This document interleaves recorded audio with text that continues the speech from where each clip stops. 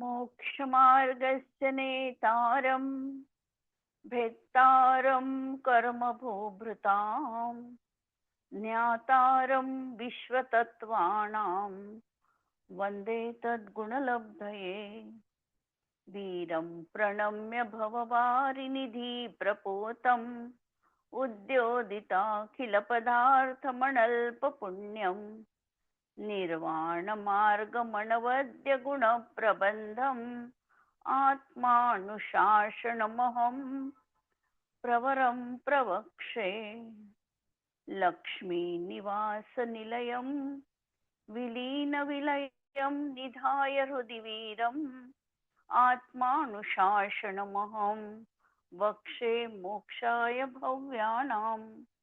अंतिम शासन नायक 1008 भगवान महावीर स्वामी की जय। द्वादशांग श्रुत देवी की जय। स्वाध्याय कक्ष संपेपर्यंत आपणा सर्वांना चतुर्विध आहाराचा त्याग असणार आहे। आत्मानुशासन हा ग्रंथ आम्ही बघतो आहे आणि आचार्य गुणभद्र रचित हा आराधनांना समर्पित आणि जीवनामध्ये अनुशासन कसं असावं, मोक्ष मार्ग आम्हाला कसा प्राप्त करता येईल या दृष्टीने आम्हाला मार्गदर्शन करणारा हा ग्रंथ आहे। या ग्रंथामध्ये आचार्य सांगतात की अनादी कालापासून मोहाचा एक छत्री अंमल या संसारातील प्रत्येक प्राण्यांवर आहे आणि हा मोह निद्रेत इतका निद्रिस्त आहे की याला कुणी कितीही जाग केलं तरीही याची मोह निद्रा खंडित होत नाही। सामान्य निद्रेमध्ये माणूस थोडासाही चहा लागला तरीही जागृत होतो आणि काय सभोवती सुरू आहे याचा अंदाज तो घेतो। पण ही मोह निद्रा मात्र अशी विलक्षण आहे की अशा प्रकारे याला मधुमक्षींनी डंख केला। कोणत्या? तर पापरूपी मधुमक्षींनी यांना डंख केला तरीही हा सावध होत नाही, किंवा याच्या जवळ अशा प्रकारच्या दुःखरूपी अग्नीच्या ज्वाला याच्या सभोवती आहे। स्वयं हा तशा प्रकारचं दुःख भोगतो आहे आणि तरी देखील हा त्या ठिकाणाहून निघून जाण्याचा यत्न करत नाही, किंवा तो दुःखाने हा व्याप्त असताना देखील हे दुःख दूर करण्याचा तो उपाय करत नाही। किंवा तिसरं विशेषण दिलं की गर्जना करणाऱ्या यमाचा वाद्यांचा भयानक आवाज कोणता? की एक तर शवयात्रा जेव्हा जाते त्यावेळेला शवयात्रेमध्ये एक विशिष्ट प्रकारची धून वाजत असते आणि संदेश देतात की राम नाम सत्य आहे किंवा अरिहंत सिद्ध सत्य आहे, अशा प्रकारचा संदेश दिला जातो। किंवा ते समोर वाजरंती गर्जना करत असतात, त्याचाही तो आवाज ऐकून अंतःकरणामध्ये जाणीव होते की हे शरीर याचं सुटलेलं आहे, व्यक्ती मेलेली आहे आणि अशा प्रकारच्या शवयात्रा हा नित्य बघत आहे आणि शरीराची अनित्यता देखील जाणवते आहे त्याला। तरीही अशा दुःखदायक अज्ञान रूपी निद्रेमध्ये हा त्या ठिकाणी आपली ती निद्रा त्याची भंग होत नाही आणि विषय तृष्णा जी आहे ही उत्तरोत्तर वाढतच चाललेली आहे आणि याला पीडा देत आहे। इथपर्यंत आपण काल आलेला आहे। 57वा श्लोक आपण बघितलेला आहे की ही मोहनिद्रा किती विचित्र आहे।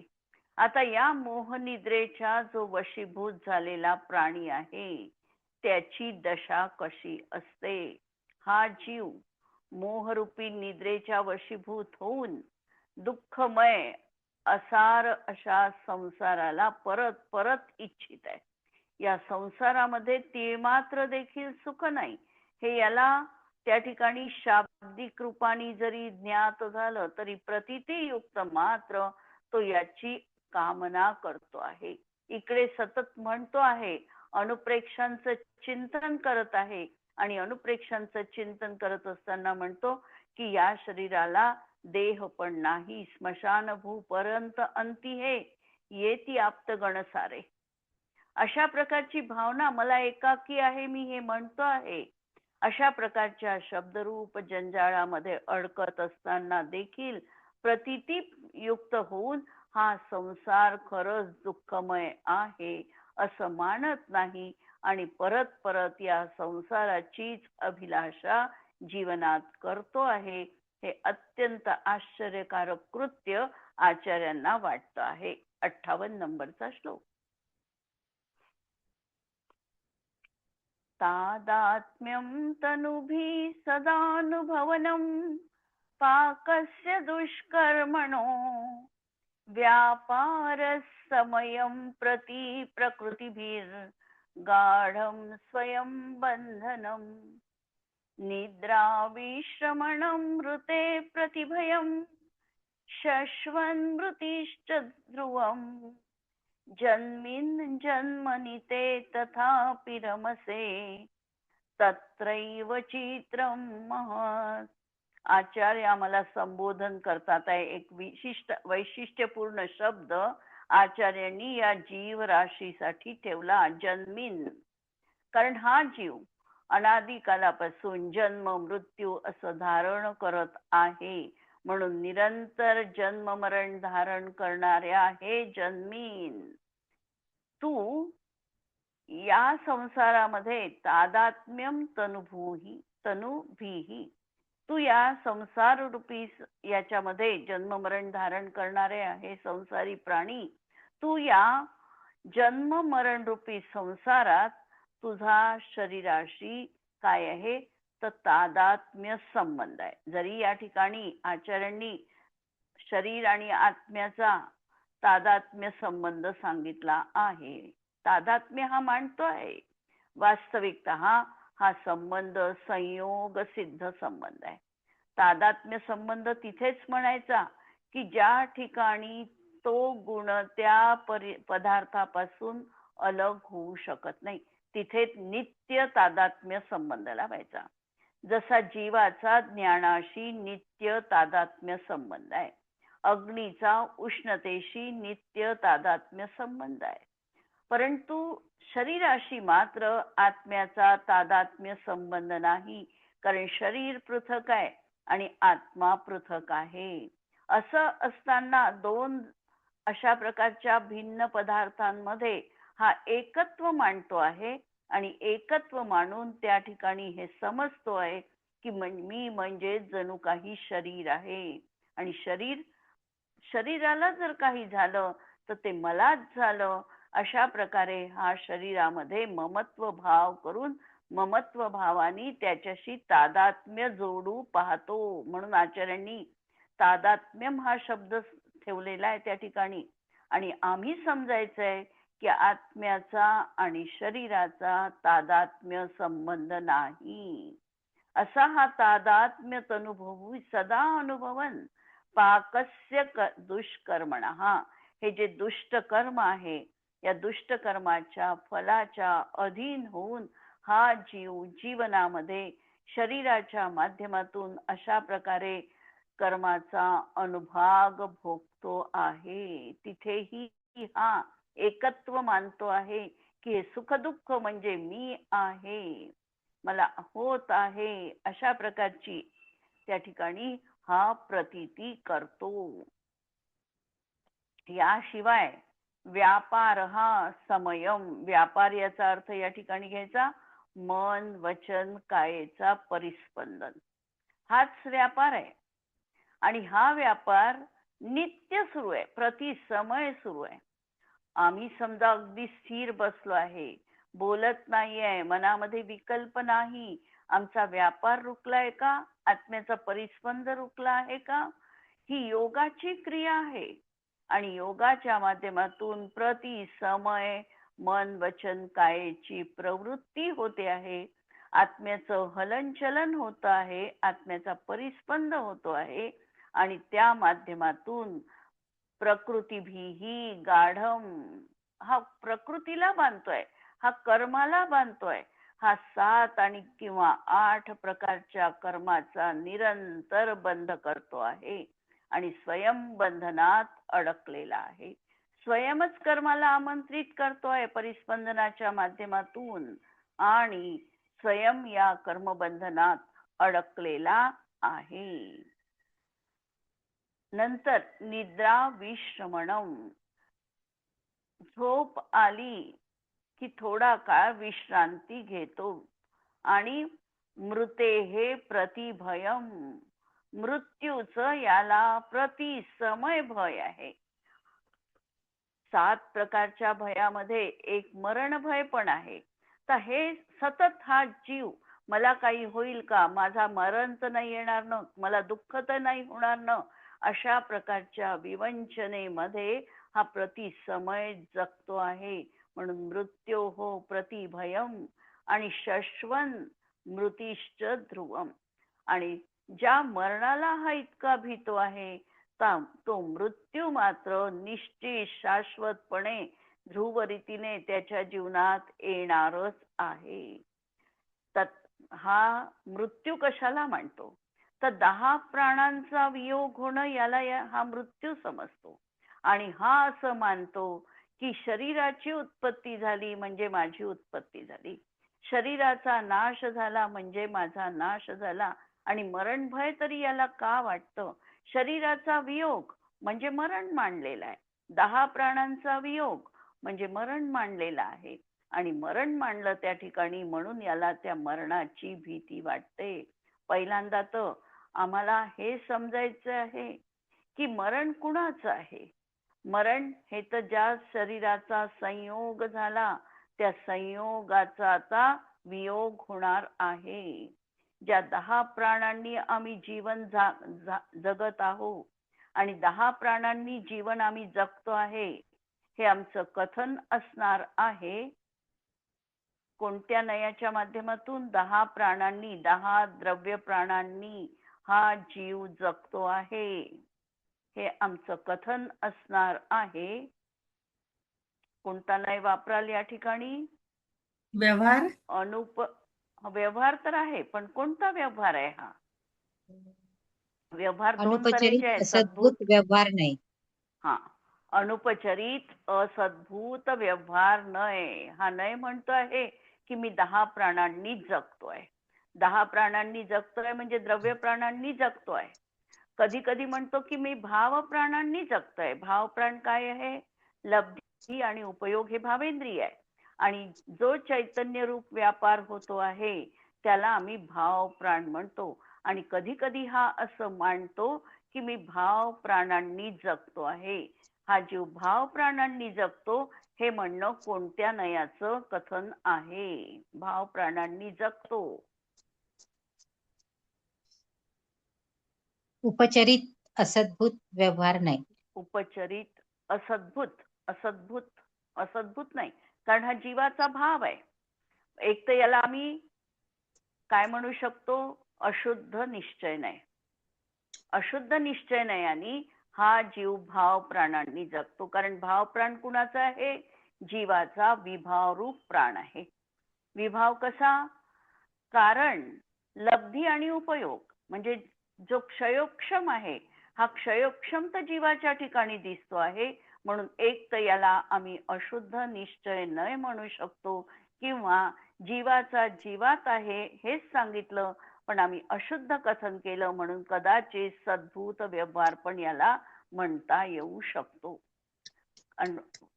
परफेक्ट पाहायचं असेल तर याला अशुद्ध निश्चय नयानी हा जीव भाव प्राणांनी जगतो आहे.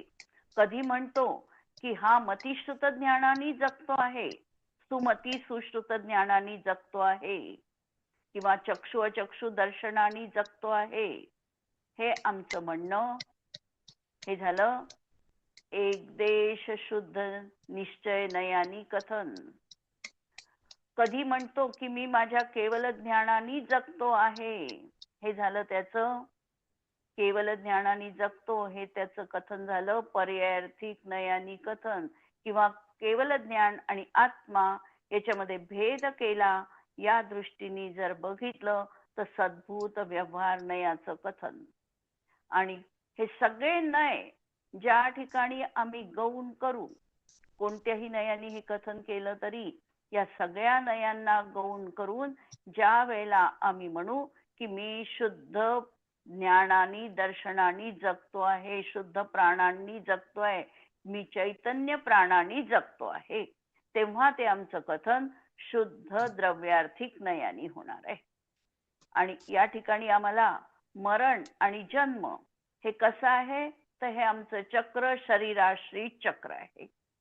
ज्या शरीराचा संयोग झाला त्याचा वियोग आम्हाला होणार आहे. आणि म्हणून या चक्रातून आम्हाला बाजूला हटून आमच्या शुद्ध अशा चैतन्य प्राणावर आम्हाला लक्ष केंद्रित करायचं आहे. आणि या चैतन्य प्राणाचा न जन्म आहे न मृत्यू आहे हे समजायचंय. पण या ठिकाणी सांगतात की हा निरंतर भयभीत आहे. कशापासून? तर मला मृत्यू कधी पण येऊ शकतो, माझा हा श्वास कधी पण अंतिम श्वास असू शकतो, ही भीती त्याच्या अंतरंगात निरंतर असते. पण मृत्यू म्हणजे शरीर सुटणारच आहे आणि मृत्यू अटळ आहे, ध्रुव आहे. आणि म्हणून एवढ्या प्रकारे या मोहनिद्रेत वशीभूत झालेल्या प्राण्याची दशा आचार्यांनी कथन केली आणि सांगितलं की हे जन्मीन, हे जन्मधारण करणाऱ्या जीवा, या जन्मनी तथापि त्वम रमसे, तू रममाण होतो आहेस. तू नुसता रममाण न होता हे मला भोगावं लागत आहे. रममाण होऊन भोगणं, आसक्तीपूर्ण भोगणं आणि नुसतं त्या ठिकाणी हे प्राप्त झालेलं आहे, हे भोगणं मला क्रमप्राप्त आहे, या भावनेनी निरासक्त होऊन भोगणं. दोन मध्ये फरक पडलेला आहे. ज्या वेळेला मला आयु मिळालेली आहे आणि ही आयु मला आता अंतिम क्षणापर्यंत भोगावी लागणार आहे. वास्तविकतः हा जन्म मरण मला करायचं नाही, पण तरी देखील अपरिहार्यपणे मी हे भोगत आहे, हा विचार. आणि त्याच्यामध्ये तल्लीन होऊन आनंद मानून भोगणं हे वेगळं झालं. आणि म्हणून आचार्य या ठिकाणी सजग करतात आहे की या मोहनिद्रेमधून तू जागा हो. आणि या मोहनिद्रेमुळे जो अनादी कालापासून या संसारामध्ये तू रममाण होतो आहेस, हेच मला अत्यंत आश्चर्यकारक वाटत आहे. वास्तविकतः या जीवाचा असा स्वभाव आहे की याला दुःख नको आहे. पण दुःखाला कारणीभूत असणाऱ्या निवासस्थान असलेल्या या संसारामध्ये हा जीव रमतो आहे, तिथेच रममाण होतो आहे. प्रथम तो हे शरीर धारण करतो, हेच त्याच्या जीवनातलं महान दुःख आहे. आणि शरीर आम्हाला का मिळालं याचं कारणही आपण बघितलं होतं. आम्हीच त्याची याचना करतो आहे. शरीर सुखकर आहे असं आम्हाला वाटतं आहे आणि नवीन शरीरासाठी देखील आमचा प्रयत्न दरवेळेला सुरू आहे. म्हणूनच आम्ही हा देह धारण करतो आहे. हेच महान दुःख आहे. आणि त्या दृष्टीने जर आम्ही थोडा विचार केला तर वैक्रियक देह कोणत्याही कामाचा नाही. कारण या वैक्रियक शरीरवाल्यांकडून म्हणजे नरकामध्ये किंवा देवगतीमधील देवांकडून कोणत्याही तऱ्हेची संयम आराधना त्या ठिकाणी होऊ शकत नाही. म्हणून हे दोन देह कदाचित सम्यक दर्शनासाठी तर उपयोगी आहे, सम्यक दर्शनाला प्रत्यवाय नाही, परंतु या शरीराकडून कोणत्याही प्रकारचं चौथ्या गुणस्थानाच्या वर प्राप्त होऊ शकत नाही. औदारिक देहाच्या माध्यमातून आम्ही 14व्या गुणस्थानापर्यंत जाऊ शकतो. म्हणून कथनचित या शरीराचा जर आम्ही योग्य रीतीने वापर करून घेतला तर आम्ही 14व्या गुणस्थानापर्यंतही म्हणजे मोक्षापर्यंत पण आम्ही जाऊ शकतो. या काळात जरी शक्य नाही आहे ते, या काळात 7व्या गुणस्थानापर्यंत आम्ही जाऊ शकतो. व्रत संयम तर निश्चित पाळू शकतो, नियमावलीत देखील आम्ही बद्ध राहू शकतो. परंतु हा देह तरीही असुची आहे, हे सत्य आम्हाला स्वीकारावं लागतं. महा असुची आहे, पाण्यावरच्या शेवाळाप्रमाणे आहे. शेवाळ जसं उपयोगी नाही, त्याप्रमाणे हा देह देखील असुचीमय आहे. नंतर या औदारिक शरीरामध्ये जो गर्भज आहे त्याला गर्भाचं दुःख आहे. हे औदारिक शरीर समूर्छन पण असू शकतं. आमचं शरीर गर्भज आहे आणि काही मनुष्यांचं शरीर समूर्छन पण आहे ना. समूर्छन जन्मवाले मनुष्य आहे की नाही आहे? आणि ते कोणते आहे? आहे. कोणते आहे? ते आपल्या काखेत वगैरे त्याच्यात असतात ते. हा, ते सगळे समूर्छन जन्मवाले आहे. ते समूर्छन जन्मवाले हे कसे क्षुद्र भव धारण करणारे आहे. हे नियमपूर्वक लब्ध पर्याप्तकच असणार आहे आणि एका श्वासामध्ये यांचा जन्म मरणाचा खेळ त्या ठिकाणी सुरू आहे. गर्भज मनुष्य मात्र कधीही लब्ध पर्याप्तक असत नाही. गर्भज जो असेल तो पूर्ण म्हणजे त्याला जितकी आयु मिळालेली आहे ती आयु घेऊन तो येईल. भलाई त्याला अंतर्मुहूर्ताचं आयुष्य कधी कधी लाभेल, गर्भातच त्याचा मृत्यू पण होईल, पण त्या जीवाच्या पर्याप्ती मात्र निश्चितपणे पूर्ण होतात. तर असा हा जो मनुष्य पर्याय आहे हा देखील अशा रीतीने असुचीमयच असणार आहे. गर्भाचं दुःख आहे, निकसत दुःख पाये घोर हे दुःख पण आहे. नंतर बाल्यावस्थेमध्ये दुःख आहे, अज्ञान रूप दशा असेल तिथेही दुःख आहे. यौवन दशेमध्ये आणि वार्धक्यामध्ये प्रत्येक दुःख अलग अलग आहे. आणि याचा जर आम्ही आत्मतत्वासाठी उपयोग करून घेतला नाही तर मरताना देखील आम्हाला दुःख आहे. नारकींचं दुःख तर आम्ही सांगू शकतच नाही. त्यांचं क्षेत्रज दुःख आहे, शारीरिक दुःख आहे, परस्परांना कष्ट देणारं असं दुःख आहे, भूमीचा स्पर्श होताना दुःख आहे. अशा रीतीने हा जीव निरंतर दुःखाचं वेदन करतो आहे आणि सदैव कर्माचं फल कटू रूपाने भोगतो आहे.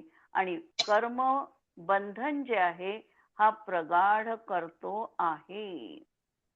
आचार्य समंतभद्र सुपार्श्वनाथ स्वामींच्या स्तवनामध्ये मोठ्या स्वयंभू मध्ये लिहितात की बिभेती मृत्योर्न ततोस्ति मोक्षो नित्यं शिवं वाञ्छसि नास्य लाभः तथापि बालो भयकाम वश्यो वृथा स्वयं तप्यत इत्यवादी. बिभेती मृत्यूपासून हा सदैव भयभीत आहे. न ततोस्ति मोक्ष, पण त्यापासून मुक्ती नाही, म्हणजे मृत्यूपासून मुक्ती नाही. बिभेती मृत्यू न ततोस्ति मोक्ष, त्याच्यापासून सुटका नाही. नित्यम शिवम वांछसी, तू नित्य कल्याणाची भावना करतो आहे, पण नास्य लाभ, तुला त्याचा लाभ होत नाही. तथापि बालहा, तू अज्ञानी बनून भय काम वश्यः, तू भीती आणि काम याच्या वशीभूत होऊन वृथा स्वयं तप्यत, तू वृथा त्याच्या वशीभूत होऊन संताप मात्र करून घेतो आहेस. आणि म्हणून या श्लोकाच्या माध्यमातून आम्हाला हे समजायचं आहे की जितका लवकर आम्ही या मोहनिद्रेतून जागृत होऊ, जितकं आमच्या जीवनात आत्मसजगता येईल, जितकं मी आत्मतत्वाला अनुभव लवकर करू शकेल, तितका संसारातून सुटण्याचा मार्ग आमचा प्रशस्त होणार आहे. आता पुढे हे शरीर जे आहे हे कारागृह आहे, बंदी गृह आहे. ज्या शरीरामध्ये हा तादात्म्य समजून अनुराग करतो आहे त्याचं स्वरूप कसं आहे हे सांगतात. शरीराने आम्हाला काही काळपर्यंत या बंधनामध्ये टाकलेला आहे. जसा एखादा घोडा, म्हणजे आयुसाठी नेहमी आपण चित्र बघितलं असेल की एखाद्या खोड्यामध्ये त्याला अडकवून टाकलेल्या पुरुषाप्रमाणे एक पुरुष आहे आणि त्याच्या हातापायावर आणि सगळ्याच्यावर लाकडं ठेवलेली आहे आणि शृंखलांनी त्याला बंदिस्त केलेला आहे. असं हे आयु कर्म आहे आणि या आयु कर्मानी आम्हाला काय केलेलं आहे, तर या शरीर रूपी कारागृहामध्ये बंदिस्त केलेलं आहे. कसं आहे हे कारागृह, आम्ही ते अनुभवतो आहे, पण त्याचं स्वरूप आम्हाला आचार्य सांगतात आहे.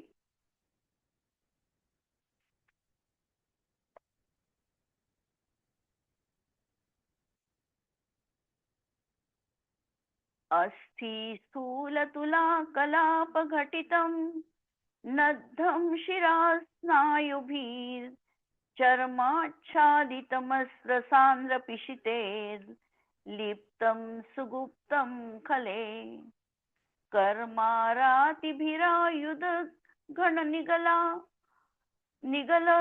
आलग्नं शरीरालयं कारागारमवैहिते हतमते प्रीतिं वृथा मा कृथा. अस्थि स्थूल तुला कलाप घटितम, हे शरीर जे आहे, हे शरीर अस्थि, नंतर अस्थि म्हणजे हाड, स्थूल आणि तुला. अस्थि आहे याचा अर्थ हा जो कलाप आहे हा जणू काही लाकडाप्रमाणे आहे. अस्थिनी स्थूल हा तुला हा, आणि त्याचा संघात आहे. आमच्या शरीरामध्ये हे हाड त्या ठिकाणी आहे, आणि ते हाड जे आहे हे काय केलेले आहे, तर शिरा स्नायुभिही बद्धम, शिरा आणि स्नायूंच्या माध्यमातून हे बद्ध झालेले आहे. संवहन आम्ही ज्याला म्हणतो, आमचे हाड हे आज किलीत संवहन आहे किंवा असंप्राप्त स्पृस्फाटिका संवहन आहे. आमचे हे जे काही हाड एकमेकांना वेष्टित केलेले आहे हे अशा प्रकारे स्नायूंच्या माध्यमातून केल्या गेले आहे. पहिलं जे वज्र ऋषभ नाराचं संवहन होतं त्याच्यामध्ये हाड पण वज्रासारखी कठोर होती, त्याला ज्यांनी बंधनात टाकलेलं होतं ते पण वज्रासारखं होतं, आणि वेष्टन देखील वज्रमय होतं. म्हणून त्या लोकांना कितीही मार लागला तरीही त्यांना फ्रॅक्चर आदी प्रकारचे प्रसंग येत नव्हते, कारण त्यांचं शरीरच तशा प्रकारचं वज्रमय बनलेलं होतं. वज्र ऋषभ नाराचं म्हणजे हाड, वेष्टन हे सगळं आणि स्नायू पण हे असे वज्रमय त्या ठिकाणी होते. नंतर ही आमची संवहन कमी झालं, आणि हे संवहन कमी होऊन आज आम्ही आलो खालच्या 3 संवहनावर.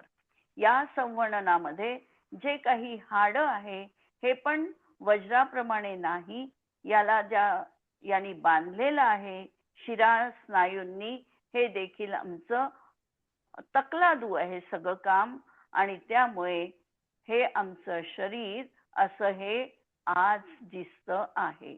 ते या ठिकाणी सांगायचं नाहीये, पण आमचे जे हाड आहे हे असे बंदिस्त आहे हे या ठिकाणी सांगतात आहे, रचित आहे जाळ्यांनी. आणखी काय आहे, तर चर्माच्छादित हे सगळं असं हाड वगैरे या ठिकाणी स्नायू शिरा अशा आहेत, आणि याला एक वरून सुंदर अशा चर्मानी आच्छादित केलेलं आहे. आणि आतमध्ये काय आहे, तर रक्त, अशा रक्तांनी हे सघन मांसांनी लिप्त आहे. पिशित याचा अर्थ मांस, आणि अस्त्र याचा अर्थ रक्त. अशा रक्ताच्या माध्यमातून सघन अशा मांसांनी हे लिप्त झालेलं आहे. आणि सुगुप्तम खलैही, खल म्हणजे दुष्ट व्यक्ती.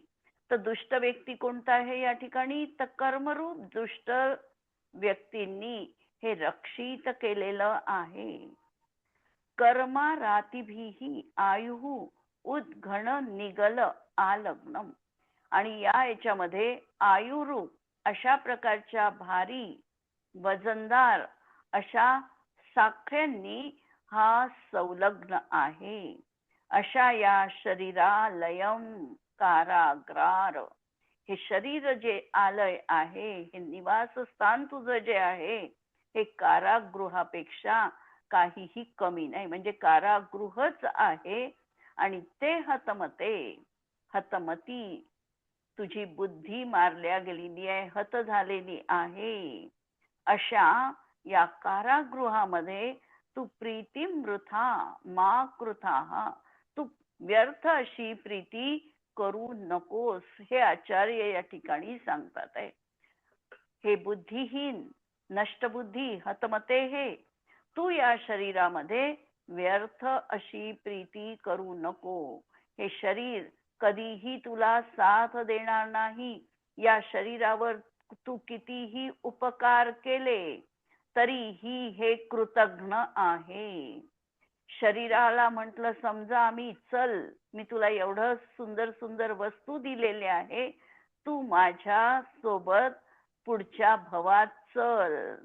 शरीर काय जबाब देणार आहे? शरीर म्हणणार आहे की मी चक्रवर्तींसोबत गेली नाही, इंद्र नरेंद्रांसोबत गेली नाही, तीर्थंकरांना देखील हे शेवटी शरीर सोडावं लागेल, तर तुझ्यासारख्यांची काय कथा, तुझ्यासोबत तर मी येऊ शकत नाही. आणि म्हणून हा मात्र त्या शरीरावर अनुरक्त होऊन आत्म्याला मात्र विसरतो आहे. हे शरीर कसं आहे तर बंदीगृहासारखं आहे. यामध्ये ज्याप्रमाणे कारागृह हे मोठमोठ्या दगडांनी बांधलेलं जातं, त्याप्रमाणे हे शरीर देखील अशा प्रकारच्या हाडांनी निर्मित आहे. बंदीगृहामध्ये अनेक बंधनं असतात.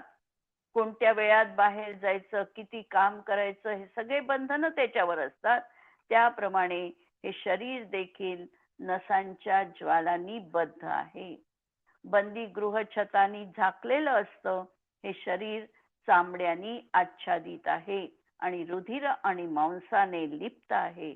आणि या कर्मरूपी आयुकर्माच्या बेड्या याच्या हातामध्ये आहे. आणि म्हणून असा कोण मनुष्य असेल की तो या बंदीगृहावर प्रेम करेल, तर या बंदीगृहावर म्हणजे कारागृहावर प्रेम करणं कोणत्याही तऱ्हेने उचित असणार नाही. या श्लोकाच्या माध्यमातून आम्हाला हे समजायचं आहे की जरी आज आम्ही आयु सोडू शकत नाही, तरीही आम्ही भावना भावायची आहे की माझा हा जन्म अंतिम जन्म ठरो, किंवा पुढे मी जन्म घेणार असेल तर तो माझा भव अंतिम भव राहो, मला अपुनर्जन्मा बनायचा आहे. निदान आम्ही एवढी भावना तर भावू शकतोच. आज आम्ही नाही याला सोडू शकत, अपरिहार्यता आहे. कारण हे सोडू म्हटलं तर आत्मघाताचं संकट आहे. आणि सोडायला पण आचार्यांनी सांगितलं नाही. तर या भावनेच्या माध्यमातून आमचा जो अनादी कालाचा संस्कार आहे धारण करण्याचा, मोडू शकतो की नाही. आणि जर हा संस्कार आम्हाला पुसायचा असेल तर पहिल्यांदा हे सगळं आम्हाला काढून मी शरीर आहे ही आज तागायत पर्यंत आम्ही माळा जपली. आता माळा आम्हाला उलटी जपायची आहे. प्रति समय हे आम्हाला स्वतःला सांगायचं आहे, बजावून सांगायचं आहे की तू म्हणजे शरीर नाही, तू म्हणजे आत्मा आहे. हे शरीर तुला त्रास देणार आहे. आणि एवढं जर आम्ही सतत म्हणत राहिलो, अंतरंगामध्ये ही भावना जर आम्ही सतत व्यक्त करत राहिलो, तर शरीर काही काळानंतर निश्चित आमच्यापासून सहज रीतीने पृथक होणार आहे. समाधीपूर्वक माझं मरण हो, मी या शरीराला सोडताना याची देही याची डोळा मी पाहू शकेल असा भाव मला माझ्या अंतःकरणात जागृत करायचा आहे. आणि या श्लोकाचा हा मतितार्थ आम्हाला इथे जोपासायचा आहे. इथे आपण थांबू. सुगाई गमनम अशी भावना करतो आपण, तर मग ती कितपत हो. योग्य आहे? कारण शरीरच नको ती असं पण आपण योग्य. म्हणत आहे. शरीर नको आहे, पण मधल्या काळाचा पॉज म्हणून आम्हाला कुठेतरी जावं लागणार आहे. म्हणून मला सध्या चांगल्या गतीत जर मरण झालं तर त्या ठिकाणी आम्ही तीर्थंकरांच्या समवशरणात जाऊ शकू, तिथे उपदेश ऐकू शकू. आणि म्हणून ही भावना काही काळासाठी भावना गैर नाहीये. सुगती गमनम समाही मरणम. आणि प्रत्येक कसं आहे कनेक्टेड आहे ते. दुःख खो इथून सुरुवात करायची. दुःख खो कर्म खो, म्हणजे दुःख कधी नष्ट होईल? कर्म नष्ट झालं की.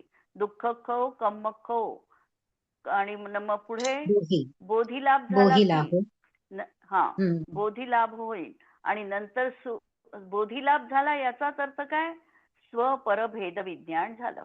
आणि ज्याला स्वपरभेद विज्ञान झालेलं आहे त्याला कोणती आयु मिळणार आहे? सुगतीच मिळणार आहे. सुगती म्हणजे चांगली, की जिथून आम्ही मोक्षाला जाऊ शकू, अशीच गती आम्हाला प्राप्त होणार आहे. म्हणून ही भावना भावना गैर नाही.